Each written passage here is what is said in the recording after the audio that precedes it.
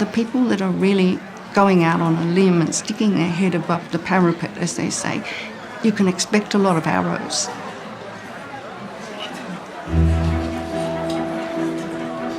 In science, if you feel confident, you keep going through the controversy. You have to challenge the status quo, question authority. That's what you need. You need those people.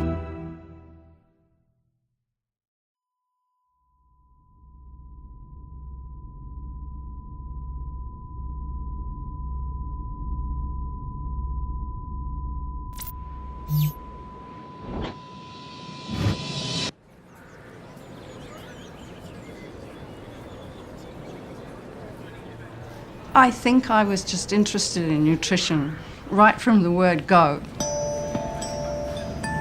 My grandparents were interested. You know, they were young adults in the era when vitamins and minerals were being discovered. So they would kind of talk to me about it as a child. By the time I was a teenager, I was going through the food composition tables. We both did the same first degree, although I was 2 years ahead. She was top of her year, so I knew about her. After she finished, she wanted to do a PhD, and she came and did a PhD with me. Yeah. That idea that you could have a sugar high and a sugar low, and that food was responsible, that idea was a little fringe in the 1980s. So it was completely provocative, controversial research. Jenny's interested in the glycemic index, and I've sort of come at it from the clinical aspects. Robust discussions at times about, one another's opinions. But she then basically took that concept and grew it and publicised it. Right from the beginning, I was happy to talk to the press, and that was not normal for academics. They think that, the press and the layperson can't understand their language. So she's sold now nearly 5 million books, and she's the one, I think, responsible for really pushing the concept of glycemic index into the public domain. I was aware as a teenager that my hearing wasn't as good as my friends. Dad was a GP, so it was easy to arrange a hearing test, and lo and behold, mild hearing loss, but it was progressive. Every researcher, every academic is expected to present their research at conferences. It was an outside indicator. Your research mattered and other people wanted to hear about it. So it was becoming difficult, and she was sort of withdrawing. You don't really feel part of the group or part of the discussion. I was missing things even one-to-one. Some men that I talked to had a moustache and a beard, and I would have a half-hour conversation with them, and I would not understand a word. And somehow I was just hoping the conversation would come to the end. It was like you being given something to read every day that was in font size 5. It would be, you could do it, but it would be really tough to do it for 8 hours a day. I'm very aware of this because my wife is also deaf, and you can see how someone who's profoundly deaf shuts off. And you miss out on so much of the conversation that you're just the quiet person at the restaurant table. I have the most wonderful marriage to a man who I think would have been beside me, even if I was stone deaf.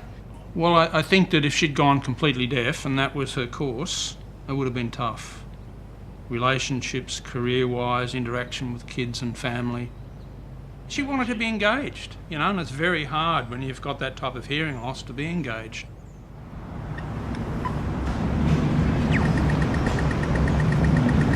I was thinking, I've got to find a job which allows me to do something in this field without needing to hear. I saw no other future. But then, just by chance, I'd met someone who had a similar hearing loss. She just decided to have a cochlear implant. And I'd been reading about them, but what I was reading was that you couldn't have a hearing aid in one ear and a cochlear implant in the other ear. That would confuse the brain. Her attitude is, what nonsense, I'm going to do it. She went ahead, got this cochlear implant, said it's terrific. And we were quite impressed. It made quite a big difference to her. So we started to look into it. So about 3 months later, I decided that I would have one too. Then she got the first implant in the right ear, which was the deaf ear. I think the turning point was this lady. She was just a role model for me. She was unorthodox. So I think we all need role models.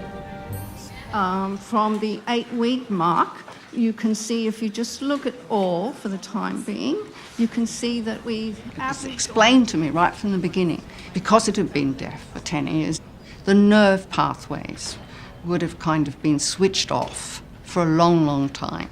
It's just like if you were in a hospital bed for 10 years, you couldn't just jump up and walk. Felt like I was on an exciting journey, that gradually things would get better. I was probably about 6 weeks after the operation, and I said to my husband, say something with your hand in front of your mouth, like this, and I'll try to repeat it. And I did, and I won't tell you what he said, okay? He was being rude. That made me realise I was coming up gradually, very gradually. It just went better and better and better. She then became more confident again. You know, the Jenny that I remember of 40 years ago. It's an opening of a door. Her career just started to take off and off and off. The fact that I could hear more, my confidence soared. Things fall into place when you're confident. You know, story of the glycemic index, something everyone wanted to hear about. I just started accepting invitations. It was like jump leads to a flat battery. And it really was like that. It just jump-started everything. There were times when I cried all the way home on a plane because of what someone said, but it wasn't because they weren't saying something about my deafness. They were saying something about the glycemic index. I just love music now. It's really one of the nicest thing I can do is sit down and listen to music. So the rain sounds lovely to me, and the kookaburra, the fact that I can hear it. John, my husband, feeds all these lorikeets in the morning and the evening, and they make a big racket. And I guess I'm lucky to hear the racket. Graham Clark's idea that you could put an electrode in the cochlea and reproduce human language was considered outrageous. So he's an inspiration to me, that you keep going through the controversy. As far as I'm concerned, she's basically overcome her disability. Now, it's got to be the most cost-effective medical intervention that I'm aware of, and I spent a lot of my career doing health economics. It's a restoration of a sense. What I found was confidence, clearly, something to be really proud about as an Australian, and I was getting my career back on path. In my family were able to talk to me and have an intelligent conversation. So a lot found. And me, of course, I can be me.